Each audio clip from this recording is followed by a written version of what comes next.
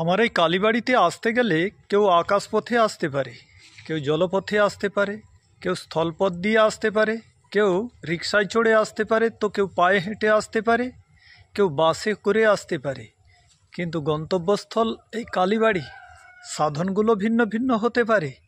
কে বলেছেন বন্ধুরা? অনুমান করতে পারেন। যত মত তত পথ।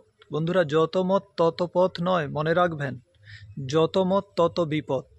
সামান্য একটি লজিক দিয়ে ভাবুন, যদি প্রতিটি ব্যক্তি ভিন্ন ভিন্ন পথে বিভাজিত হয়ে যায়, শত্রুপক্ষ কোনো একটা পথকে ঘিরে আমাদের হত্যা করে দিতে পারে, কারণ আমরা দুর্বল হয়ে পড়ব বিভিন্ন পথে গেলে।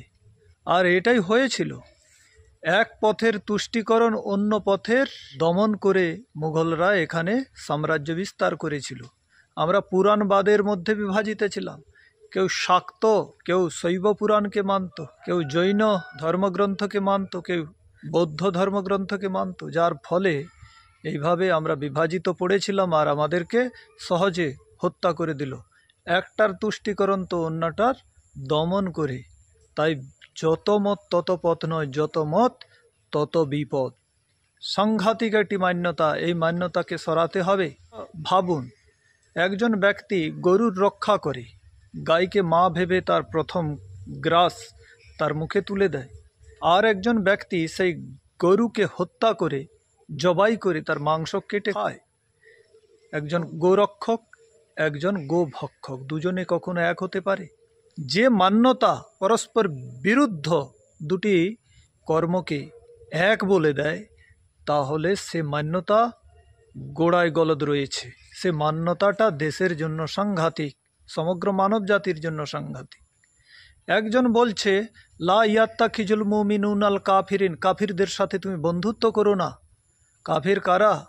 না যারা মোহাম্মদকে বিশ্বাস করে না, তাদের কোরআনকে বিশ্বাস করে না। আর একজন বলছে, মিত্রস্য চক্ষুষা সমীক্ষন্তাম মিত্রস্য চক্ষুষা সমীক্ষামহে, আমরা মিত্রের দৃষ্টিতে একে অপরকে দেখব, আমরা মিত্রের দৃষ্টিকোণ নিয়ে দেখব। তো দুটো মান্যতা কখনো সমান হতে পারে?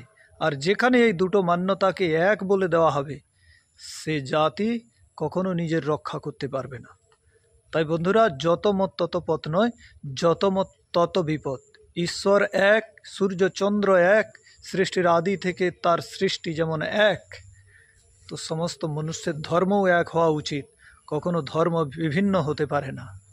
আর সে ধর্মটা কি? সনাতন বৈদিক ধর্ম, যা সৃষ্টির আদিতে দিয়েছিলেন, সেটাই আমাদের মান্য। জয় শ্রীরাম।